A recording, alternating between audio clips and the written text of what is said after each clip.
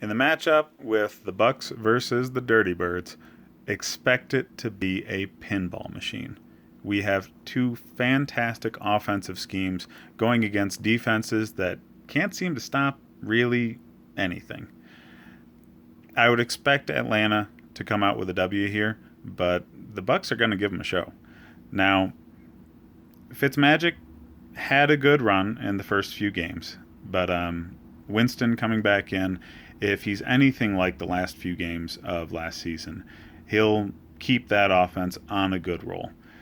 The wide receivers are going to do especially well in this game. So D-Jack and Mike Evans are going to be wide receiver 2 quality tier because both of them will get the ball.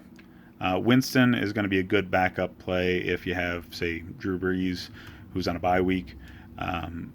But I wouldn't expect him to be consistently good enough to remain a starter.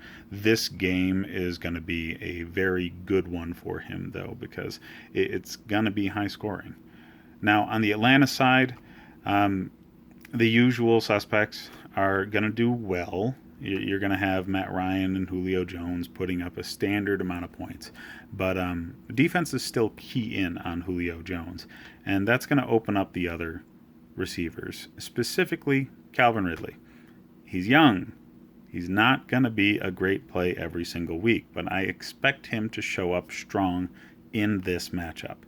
Sanu was a target last week, reaped the benefits of, again, other people getting the target of the defense, but Ridley should do far better based off of the defensive scheme he's going against with the Tampa Bay Bucks.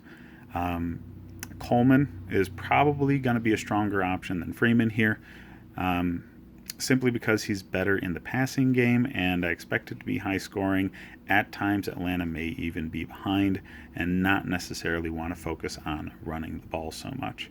But again, I expect Atlanta to come out with a W. They just have a more well-rounded team. Don't even think about either one of these teams' defenses because it's going to be high scoring. But yeah, D-Jack, Mike Evans, wide receiver 2, Julio Jones, bordering on wide receiver 1, Calvin Ridley, more so wide receiver 2, 3, but high scoring option in that range. And again, Tevin Coleman over Devontae Freeman, but both will do relatively well.